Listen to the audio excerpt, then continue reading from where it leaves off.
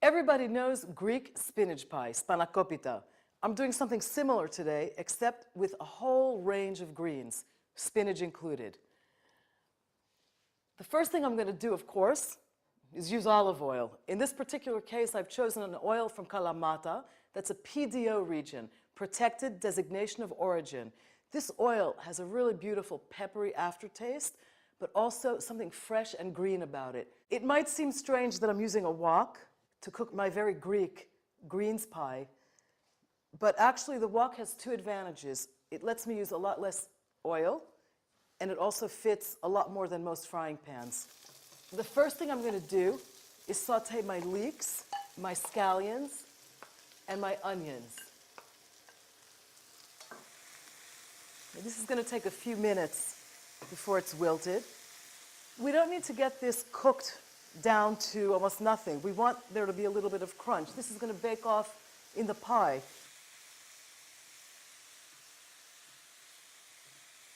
I'm just going to empty them right into the mixing bowl. I'm going to add a little bit more oil to my wok and then continue with my greens.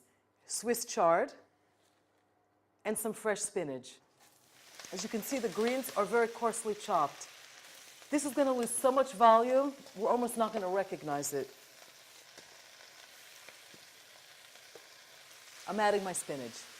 What we want to do here basically is get all the liquid out of the greens. That's why we're cooking them.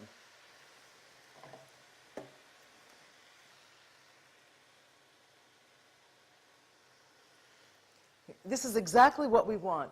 Wilted, but you can see there's still some great color in there.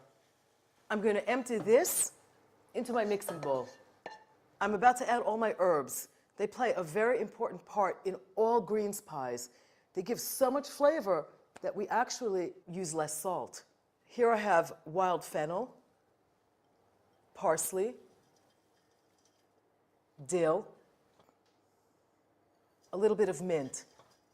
The one thing we definitely don't want is to put a very hot filling between layers of phyllo. We'll never get a crisp greens pie that way. I'm going to let it cool.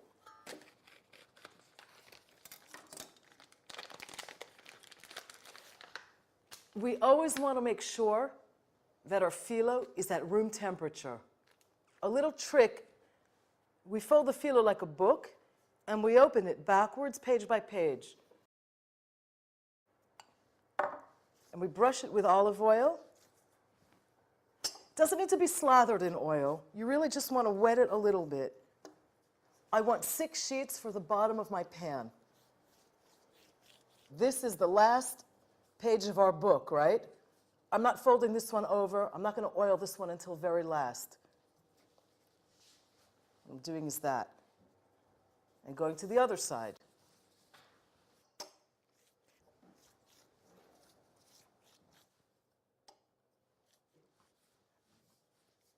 The last sheet.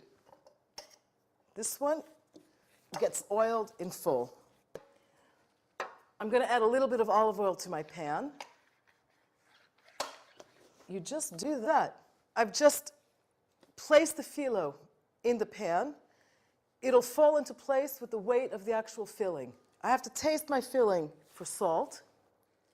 If our filling is too wet, we can add a little bit of semolina flour, a handful of bulgur, anything that will absorb the moisture as the green pie bakes in the oven. I always add a little bit of olive oil to my filling. I'm going to add this right to my pie. I'm spreading it out so that it falls into place evenly. Now we have to get to the next step, which is just covering the pie. I use 4 sheets of phyllo to do this. What we want to do is press it down a little bit. We take the top and bottom layers of phyllo. We make a decorative rim.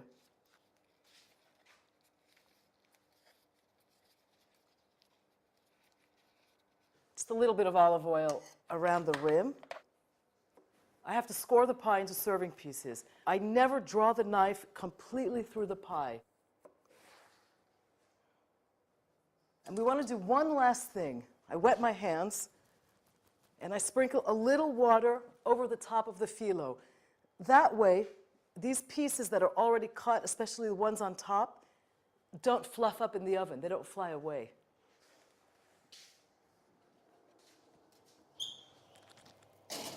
(360 Fahrenheit) for about 45 to 50 minutes.